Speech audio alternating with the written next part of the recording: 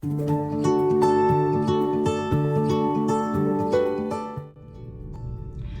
I'm Amira Savani, and I'm the Digital Communications Manager here at the Hamilton County Board of Elections. This video will discuss the role that provisional voting plays in an election. Provisional voting allows all voters to cast a ballot who wish to, while also updating their relevant information with the Board of Elections. Provisional voting allows all voters to cast a ballot who wish to, while also updating their relevant information with the Board of Elections. When a voter arrives at the polling location associated with their address, poll workers will ask them for identification. Using that identification to find the voter's records in the electronic poll books, the poll worker then verbally asks the voter, "What is your current address?" Most of the time, the voter has an up-to-date voter registration with the Board of Elections, and the address they verbally provide to the poll worker will match the address listed in the electronic poll book.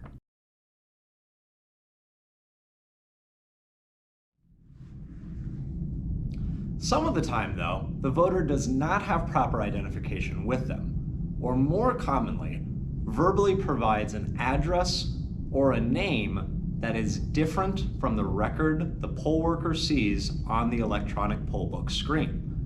When you ask them their address, they give you a different one than what you are seeing in front of you. Maybe the voter got married and changed their last name. Maybe they moved within the 30-day deadline before Election Day. The Board of Elections must make sure that we have accurate and up-to-date records of every voter. If the information the voter provides does not match the board's records, if the voter requested an absentee vote by mail ballot, if the voter is not found in the system, or if there is a lack of identification for the voter, poll workers are required to have them vote provisionally. The process begins with voters completing a provisional envelope.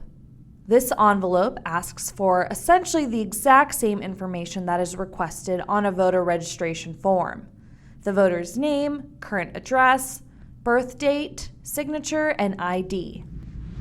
The ballot the provisional voter is given is the exact same ballot that all the other voters receive.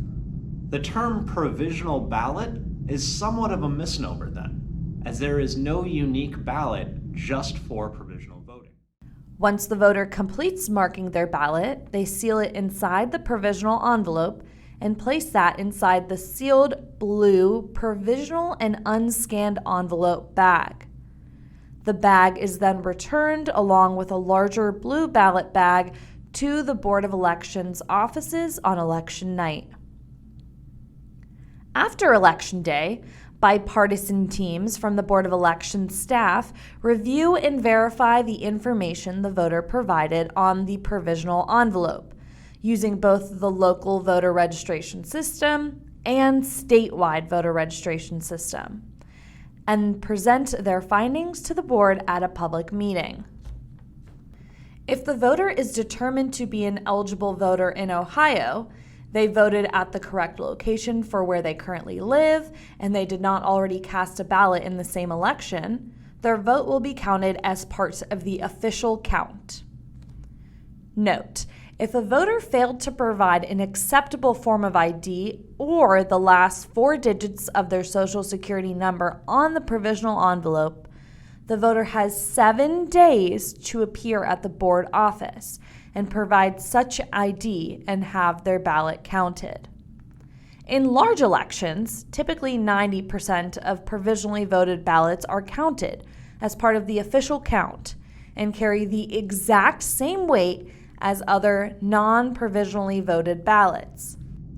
It is not accurate to say that provisionally voted ballots are only counted in close races or not counted at all.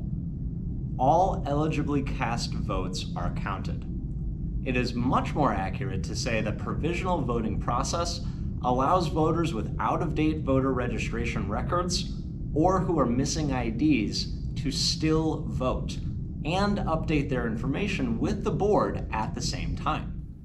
If you have any questions on the provisional voting process, please call 513-632-6600 7000.